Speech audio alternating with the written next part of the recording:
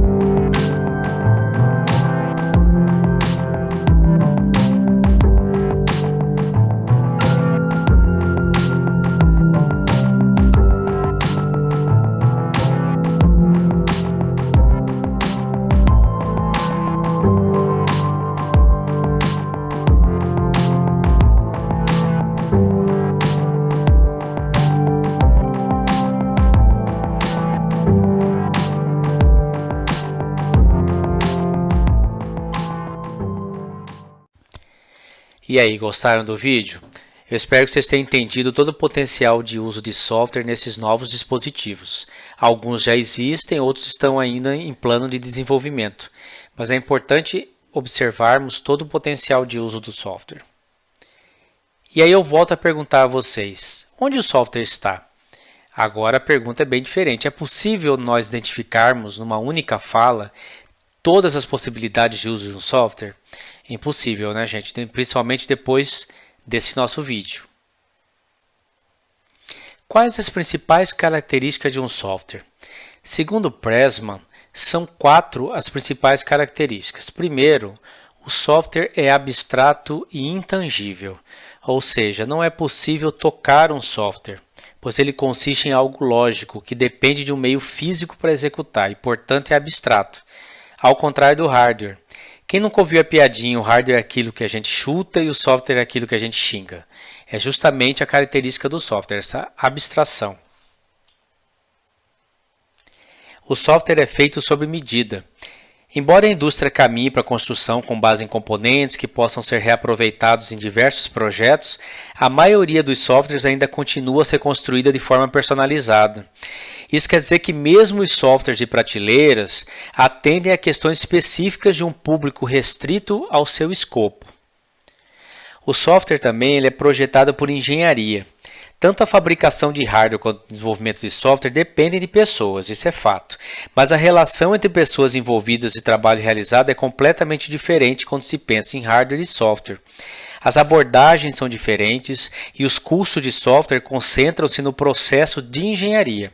Isso quer dizer que projetos de software não podem ser geridos como se fossem projetos de fabricação, que é uma característica do hardware. E por fim, o software não se desgasta. O que significa isso? O software não é suscetível aos males ambientais que fazem com que o hardware se desgaste. Não existem peças de reposição no software. Ou seja, cada defeito indica um erro no projeto ou na codificação. Assim, a manutenção de um software é muito mais complexa do que em um hardware, como estudaremos nas próximas aulas. Vamos dar uma olhadinha numa ilustração para entendermos um pouco melhor essa característica importantíssima do software. Eu trago para vocês, a partir de Preston 2011, dois gráficos. O primeiro dele nós chamamos de curva do hardware, que mostra o ciclo de vida de um hardware com suas taxas de falhas em função do tempo. Quando o hardware é lançado, nós temos um início com muitas falhas e muitos hardwares são descartados já nessa fase, é o que a gente chama de mortalidade infantil. Quando isso é superado, durante um tempo, o hardware funciona bem, mas como nós já colocamos, o hardware ele é suscetível a fatores ambientais. Então, com o passar do tempo, ele sofre um desgaste e aí sua taxa de falhas volta a subir.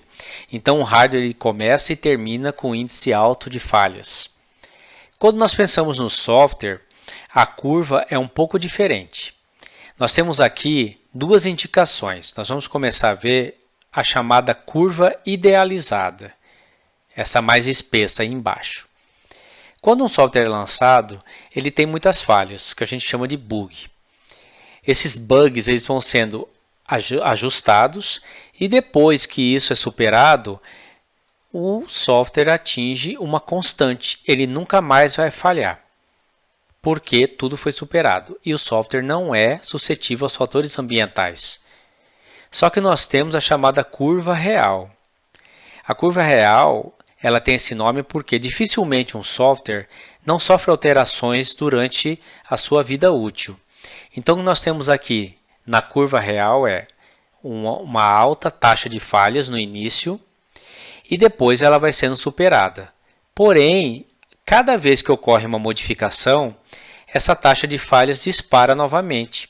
E nós temos isso acontecendo sempre que uma modificação ocorrer no software. Então nós temos aqui, cada vez mais difícil, a possibilidade de atingir aquela constante. Essa é a chamada curva real do software. Em síntese, nós temos um hardware que, com o passar do tempo, ele vai ser abandonado, ele vai pifar, digamos assim, e o software não tem esse tipo de desgaste. O que acontece com o software é que ele se torna obsoleto. Ele não atende mais a novas necessidades que surgiram, mas para aquilo que ele foi projetado e codificado, ele sempre vai realizar a tarefa da mesma maneira. Quanto à sua forma de desenvolvimento, nós podemos dizer que existem dois tipos de produtos de software. Para entendermos melhor um pouco disso, nós vamos fazer uma analogia com a aquisição de uma roupa. Quando nós queremos uma roupa, nós podemos adquiri-la de duas maneiras. Na primeira, nós podemos ir até uma costureira ou a um alfaiate e fazer uma roupa sob medida. Ou nós podemos ir até uma loja ou uma confecção e comprar um produto que já esteja pronto e que nos agrade. Então nós temos um produto sob encomenda, no caso da costureira, ou um produto genérico, que não foi feito especialmente para nós, mas que nos agradou e nós o adquirimos, conforme as nossas necessidades. Isso também funciona para o software.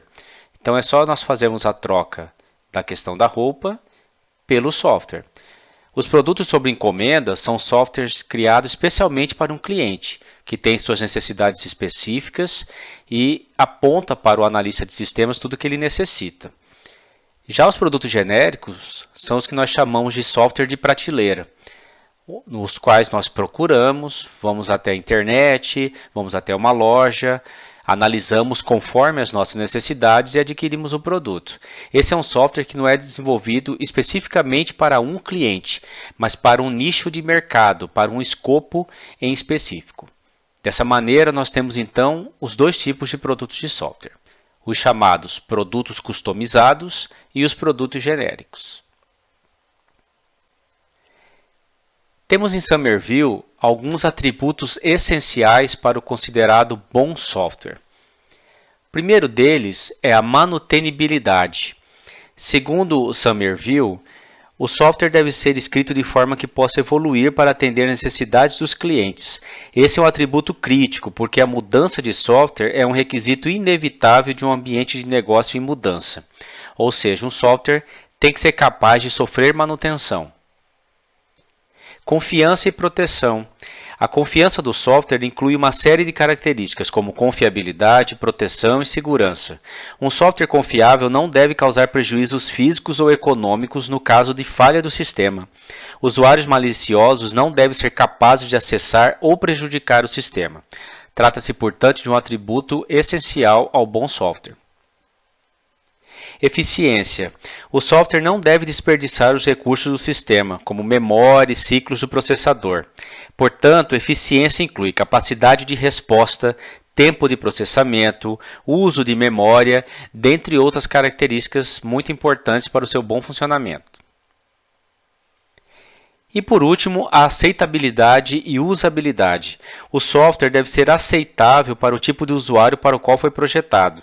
Isso significa que deve ser compreensível, usável e compatível com outros sistemas usados por ele. Agora fica uma pergunta: como um software é construído? Nós vamos responder isso com os estudos que faremos nas próximas aulas, aprofundando o conceito da engenharia de software, processo, modelo de processos e análise de requisitos. Por hoje é isso, pessoal. Nos vemos no próximo vídeo. Tchau!